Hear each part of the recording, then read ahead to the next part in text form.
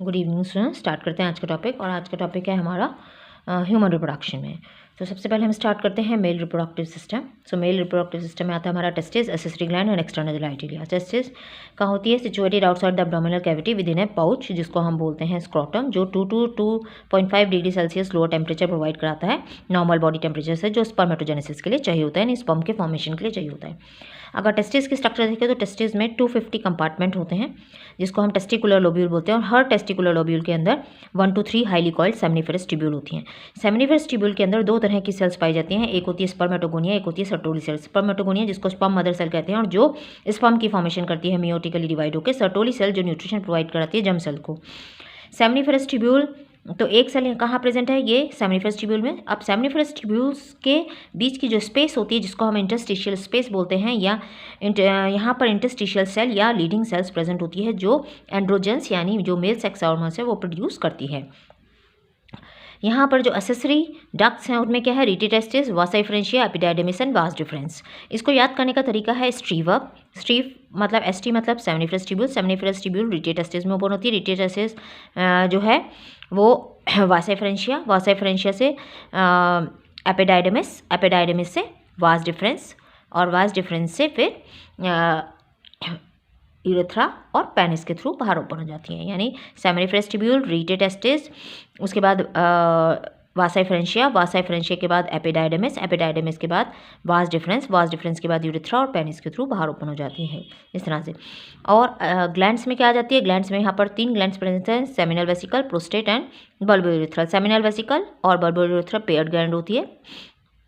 जब ये यहाँ पर आती है वास डिफरेंस स्पर्म्स को लेके, तो अपने यहाँ पर सेमिनल वेसिकल अपना सिक्रीशन इसमें ऐड करती है, और ये एजिकुलेटरी डक्ट के फॉर्म में ओपन होती है। तो यहाँ पर प्रोस्टेट और बल्बो यूरेथ्रा भी अपना सिक्रीशन इसके अंदर डाल देते हैं, जो यूरेथ्रा के थ्रू पेनिस से होती हुई बाहर ओपन होती है। तो यहाँ पर सेमिनल वेसिकल और प्रोस्टेट, ये जो ग्लैंड्स हैं, इनका जो सिक्रीशन है, ये सिक्रीशन ऑफ दीज ग्लैंड्स को, उसको हम क्या बोलते हैं? सेमिनल प्लाज्मा, जिसके अंदर फ्रक्टोज कैल्शियम एंजाइम होते हैं, और सेमिनल प्लाज्मा और स्पर्म को मिला के हम सीमेन बोलते हैं। बल्बो यूरेथ्रा का स्पेशल फंक्शन जो लुब्रिकेशन में हेल्प करता है पेनिस के। अगर हम स्पर्मेटोजेनेसिस की प्रोसेस देखें, तो स्पर्मेटोजेनेसिस यानी फॉर्मेशन ऑफ स्पर्म, जो प्यूबरिटी पे स्टार्ट होती है मेल्स के अंदर, जिसमें स्पर्म मदर सेल होती है सेमिनिफेरस ट्यूब्यूल में, जिसको स्पर्मेटोगोनिया बोलते हैं, जो माइटोसिस के थ्रू डिवाइड होती रहती हैं, अपना नंबर बढ़ाती रहती हैं।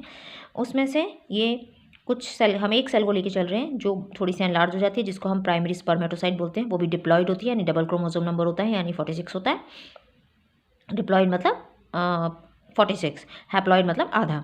अब इसमें फर्स्ट म्योटिक डिवीजन होता है, तो 2 सेकेंडरी स्पर्मेटोसाइट बन जाती हैं। उसके अंदर सेकेंड म्योटिक डिवीजन होता है, तो 4 स्पर्मेटिड्स बनती हैं। ये स्पर्मेटिड्स फिर किस में कन्वर्ट हो जाती हैं? स्पर्म्स के अंदर। सो स्पर्मेटिड का स्पर्म्स के अंदर जो कन्वर्जन है, या स्पर्मेटोजोआ के अंदर जो कन्वर्जन है, उसको हम बोलते हैं स्पर्मियोजेनेसिस, और releasing of sperm is called spermiation.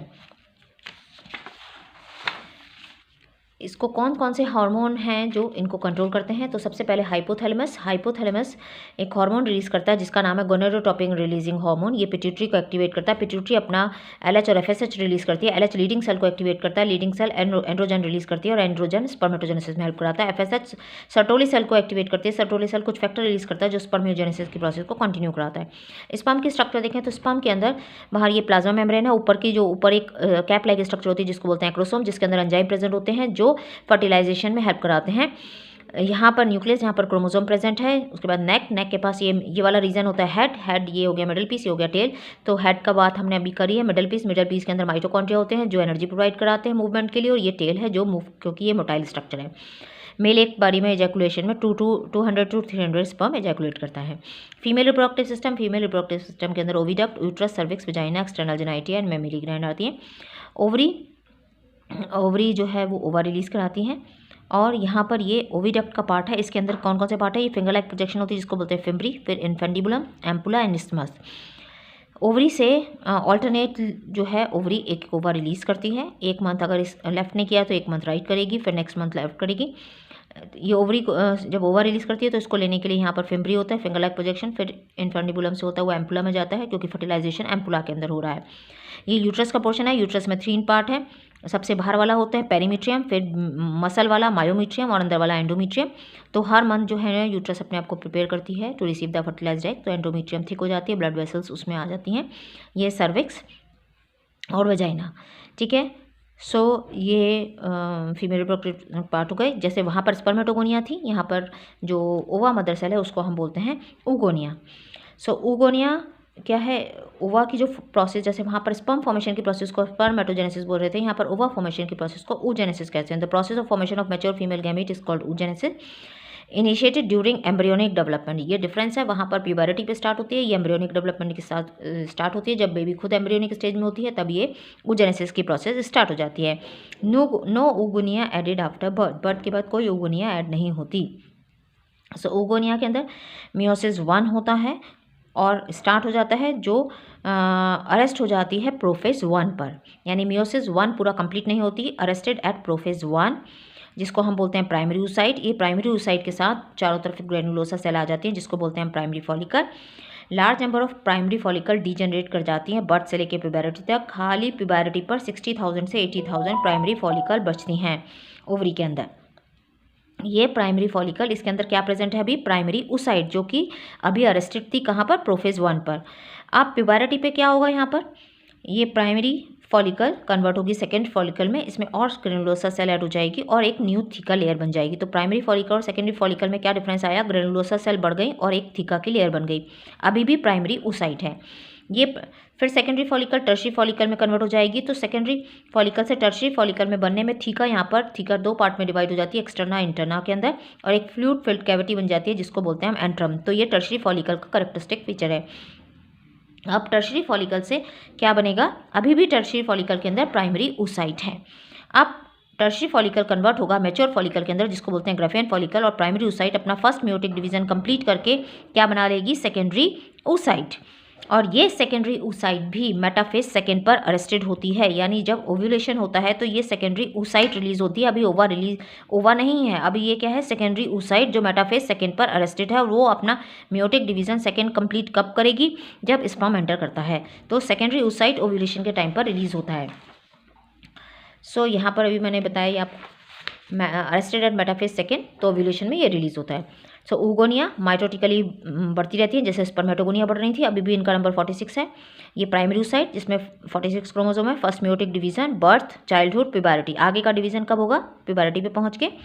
तो इसने कंप्लीट कर लिया first meiotic division, secondary oocyte बन गई, एक पोलर बॉडी बन गई। सेकेंडरी oocyte में सेकेंड मियोटिक कंप्लीट हो गया और क्या बनेगा, ओवम और सेकेंडरी पोलर बॉडी। तो ये सेकेंडरी oocyte से ओवम और पोलर बॉडी कब बनती है, जब स्पर्म एंटर करता है फर्टिलाइजेशन के टाइम पर। तब ये जो सेकेंडरी oocyte जो मेटाफेज सेकेंड पर रेस्टेड होती है, वो मेटाफेज से एनाफेज में, एनाफेज से टीलोफेज में जाती है, और उसके बाद ओवम और सेकेंड पोलर बॉडी बनता है।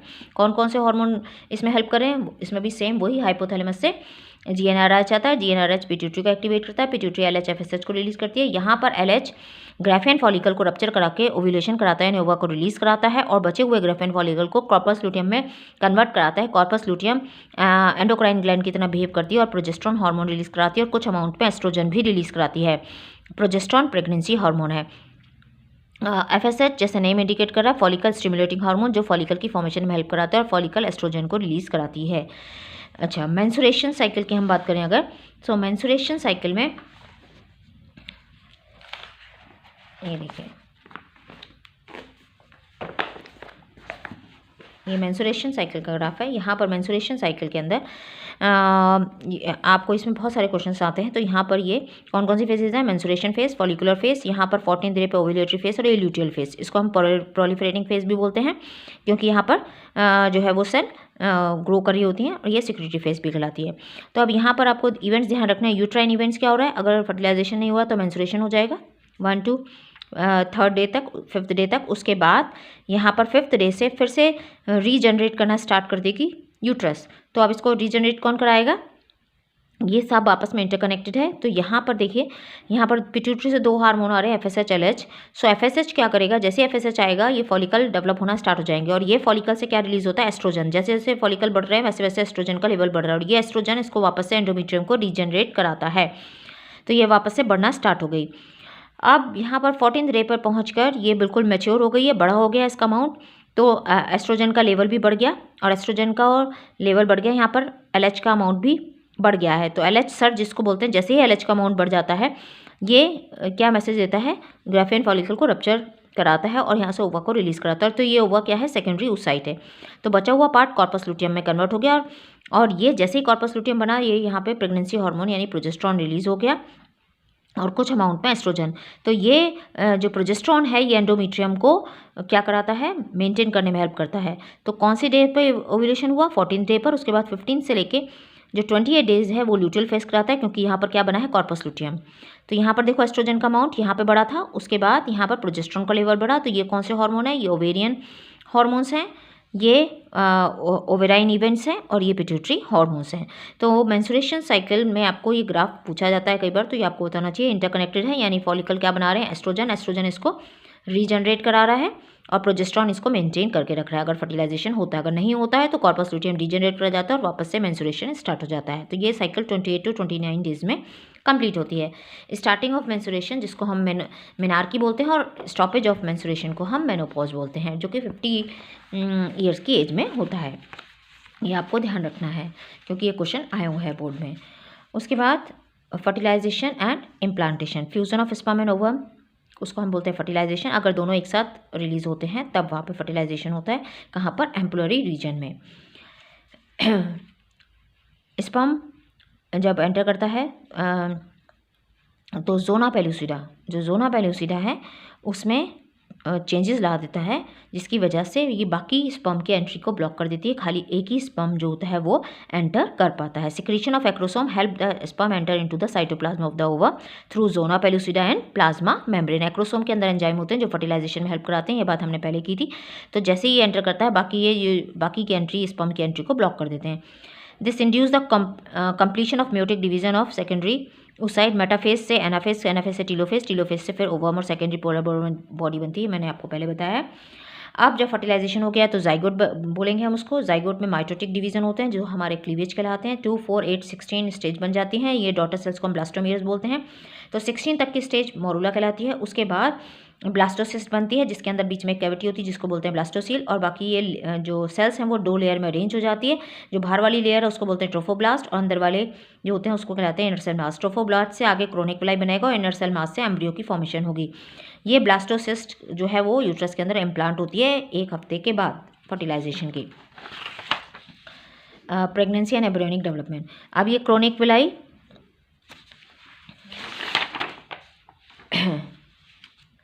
क्रोनिक विलाई कहाँ से बन रही थी, क्रोनिक विलाई बन रही है ट्रोफोब्लास्ट से, और यूट्राइन टिश्यू दोनों इंटरडिजिटेटेड हो जाते हैं। ऐसे करके दोनों मिल जाते हैं और मिलने के बाद जॉइंटली मिलके क्या बना देते हैं, प्लेसेंटा। और ये प्लेसेंटा से एम्ब्रियो का जो कनेक्शन होता है वो अम्बिलिकल कॉर्ड के थ्रू होता है। प्लेसेंटा से बेबी के पास ऑक्सीजन एंड न्यूट्रिएंट्स जाते हैं और मदर की बॉडी में बेबी से वेस्ट प्रोडक्ट आते हैं। सो प्लेसेंटा क्या है, ये भी एक एंडोक्राइन ग्लैंड की तरह बिहेव करती है जो हार्मोन रिलीज करती है। कौन से, ह्यूमन क्रोनिक गोनाडोट्रोपिन जिसको HCG बोलते हैं, ह्यूमन प्लेसेंटल एक्टोजन, एस्ट्रोजन, प्रोजेस्ट्रॉन, ये प्लेसेंटा रिलीज करता है। और रिलैक्सिन जो है वो ओवरी रिलीज करती है। थायरोक्सिन, कॉर्टिसोल, प्रोलैक्टिन का अमाउंट भी बढ़ जाता है मैटरनल ब्लड में जो एसेंशियल है फीटल ग्रोथ के लिए। और ये तीनों हार्मोन HCG, HPL और रिलैक्सिन ये कब आते हैं, प्रेगनेंसी के टाइम पर।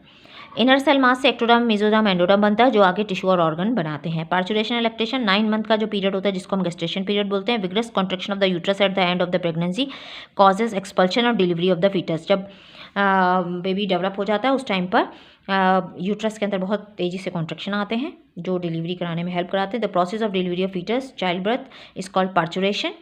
जो इंड्यूस्ड होते हैं किसकी वजह से हो पाता है, ये कॉम्प्लेक्स प्रोसेस है जिसको न्यूरो एंडोक्राइन मैकेनिज्म बोलते हैं। सिग्नल कहाँ से आता है, ये क्वेश्चन पूछा जाता है। तो सिग्नल आता है पार्चुरेशन के लिए फुली डेवलप फीटस से और प्लेसेंटा से जिसको फीटल इजेक्शन रिफ्लेक्स बोलते हैं। The triggers release of oxytocin from maternal pituitary.